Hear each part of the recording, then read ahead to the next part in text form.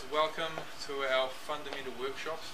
For those who don't know me, I'm Dr. Gian, and this is the amazing, inspirational Dr. Landling. And tonight it's a 101. It's a foundation understanding chiropractic. So by the time once you finish this workshop, you have a really understanding of where chiropractic fits in your health, and you understand the why behind chiropractic and how chiropractic actually works with your body rather than against it. Okay, which is really important. Dr. Landling. Okay, I'm going to press the button.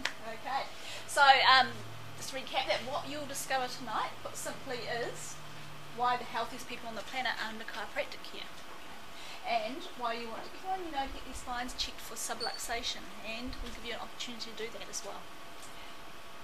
Okay. So first of all, to understand true health, you need to understand first of all, what is it that makes life? Okay, what's the fundamentals of life? And what it is that makes life is something we call innate intelligence. So innate intelligence is the thing which creates life and is in every single living being. It heals your body, it creates your body.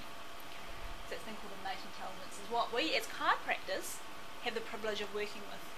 So this innate intelligence, it's with us at the very beginning of life, and it's with us through every single stage. Just imagine a newborn baby when it comes out. We don't have to teach it to suckle.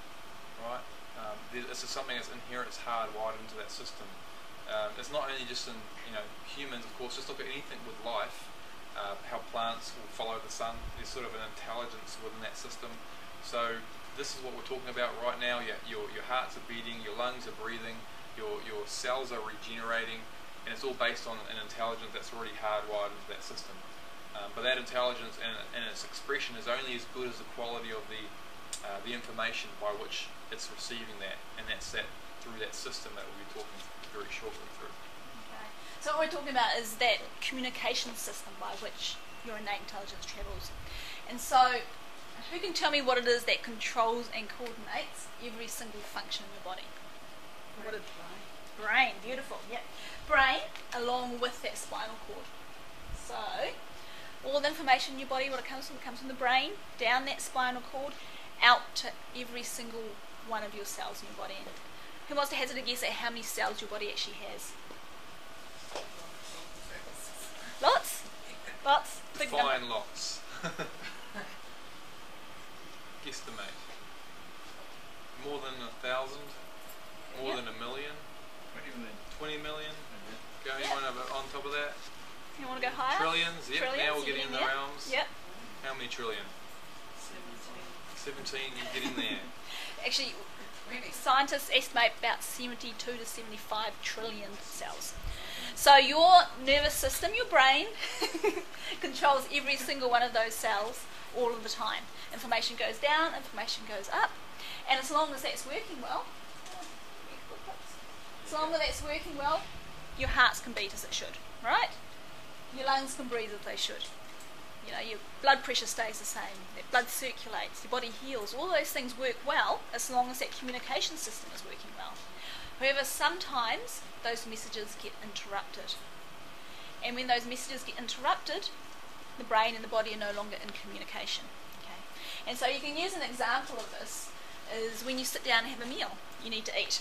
Your brain sees that you're about to eat, sends signals down here to your stomach, and it releases those digestive acids to digest your meal.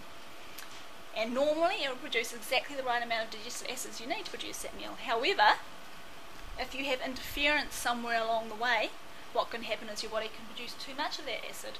And when that happens, you get heartburn, gastric reflux, can lead eventually to getting ulcers and things like that. So it's just one example of one of the many, many functions of the body that can go wrong if the information is not getting through. So how healthy your body is depends on how healthy that information system is. Okay. Next, please. Okay, and another example of how important that brain and that nervous system is to your body is when it gets formed in the body. Okay. So on the 26th day of conception, you start seeing your heart. On the 36th, 37th day, you start seeing the eyes. However, in the 7th hour after conception, that nervous system is already formed. You see, there's no point in having your eyes, your heart just sitting there if that thing which controls it all, your nervous system, is not working properly. And another way we can tell that the brain and the nervous system is so important is that it's the only system in your entire body which is entirely enclosed in bone. It needs to be protected. It's that important. However, it is that system, the spine, which is protecting your nervous system, which can also interfere with how that nervous system is functioning. And that's what we were talking about before, that interference. And so what is that interference called? What's that word? Beautiful. Okay. And that subluxation is when that spine misaligns and puts that pressure on those nerves. And that's why we as chiropractors focus on working with the spine to get pressure off those nerves so that body can work. So when you isolate just a couple of segments of the spine, you recognise that there's lots of joints, right? It's a pretty complex piece of machinery. The ultimate protection, of course, would just have a fully encased bone, but of course, you're not going to be able to do movements that we need to do to survive. So at every single of these articulations, every single of these joints, there's a portion of the nervous system that comes out, which is right behind where that disc is, that spongy bone between the two hard bones. So that's the area that gets compromised, because so when we have joints in there, we compromise ourselves, we lose a lot of stability, okay, and areas of instability start developing, and that's where that subluxation arises.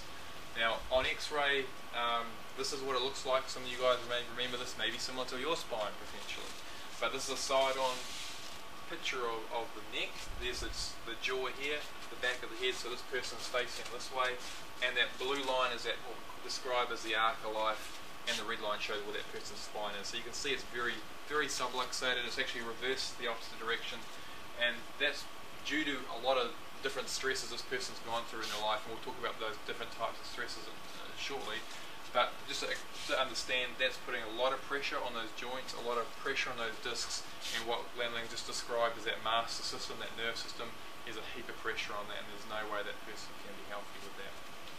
So going backwards, just for what I mentioned, stress, okay? Are we all subject to stress in our life? Okay, and if we were to categorize these stresses into different types, what are the different types of stresses that we deal with? Work stress. Work, and what is that? What type of stress is it? Emotional stress. So you're getting down there, and you're going to get into our environment as well. We breathe in fumes. We put maybe not so great chemicals in our body within the foods that we eat. So there's stresses all around us. The way we think affects the function and the physiology of the body. Okay, so we have to acknowledge these things, and of course one of the common things. Yeah, the physical things. This is what one people that think of the most. Those slips, those falls, those motor vehicle accidents are all big things which can affect how that nervous system's working. Okay, and so it's not only those slips, those falls, those big things, the physical stresses. There's also these things, the common repetitive traumas. So what these are these are things that you do day in, day out, day after day, year after year, that can affect how your body functions. So you're looking at things like the posture you have when you're driving your car, when you're lifting, you're bending all the time. Particularly this one here, the computer, sitting in front of the computer, using a telephone, lying on the couch in front of the TV. So any of these look familiar to anybody? Yep. And then, of course, there are the big things, the slips, falls, accidents. So anybody here never had a major trauma in their life, major physical trauma? Anyone think they've had a blessed life, no physical traumas? No? Okay. And you're right, because everybody has had physical trauma of some sort. Okay. So this is the first trauma everybody goes through. It's the birth trauma. So anyone who's had a child knows it's a pretty physical thing, right? In fact, up to 80% of children are subluxated during the birth process itself. And that's why we make a point of checking every single member of the family right from birth for the presence of these subluxations. And the way that you see them in kids can have things like, when they're subluxated, they can have things like they have trouble turning their necks to suckle on both sides. They can get things like ear infections, colic. They can have things like asthma, skin problems. All these things can come from these childhood subluxations. And the other type of physical thing that we all do, which can affect how healthy that spine is those sleeping positions. Okay, so people always ask us what the best sleeping position is, and our answer is always the one that keeps your spine in the best alignment. So if you're sleeping on your back, you want to be sleeping so that that lovely arc of life is well supported. And we had some pillows around here. No, those This ones. is basically it's a contoured pillow, so when your head's on the mattress, you're maintaining the arc of life, that curvature. So and it needs to be high enough. So if you're a dominant side sleeper, like on your side, on your shoulders, that because if you're a dominant back sleeper, you typically wouldn't need as much height, because too much height would actually put you into a forward head posture. If you're a side sleeper though, you'll need to have a bit higher pillow to actually keep that spine in that centralized position. So you see for this situation, her back of her head is in line with the rest of her spine. That's the goal, trying to keep that spine in its neutral state throughout that whole system. So sometimes just the standard pillows they don't have much variation for people's different body types. So when you're looking out there, just look for one that potentially you can adjust, just like this one here, or it has some contour or some way in which it can be tailored to your own body balance, because not every pillow's obviously going to be as good for every single person on the planet. So, and so considering we spend a lot of time sleeping, it's a really tough thing to try and correct the spine where you're adjusting and they're exercising, and then you're going home and lying in a funny position for 8 hours sometimes at a time. It makes it really hard to improve the spine. So we have to recognise it's a pretty important part. And we will be going to that in great depth in our sleep workshop. Yes. Some people that sleep on their stomach, or they do. They're the hardest. They are hard. They're hard to deal with because of the constant rotation. What happens though when you do start adjusting, some of those people start actually finding that they're going to change their sleeping habits automatically. They start to sleep on their back and sleeping on their side. But there's still a few people that are just ingrained, and it is quite difficult to kind of stabilise things. And but we'll kind of touch base a little bit more on the other things that support a healthy sleep in our sleep seminar. It's actually coming up soon, so I think we've got a little list that you can write your name if it's something of interest to you, and you can just so we know the numbers for that night.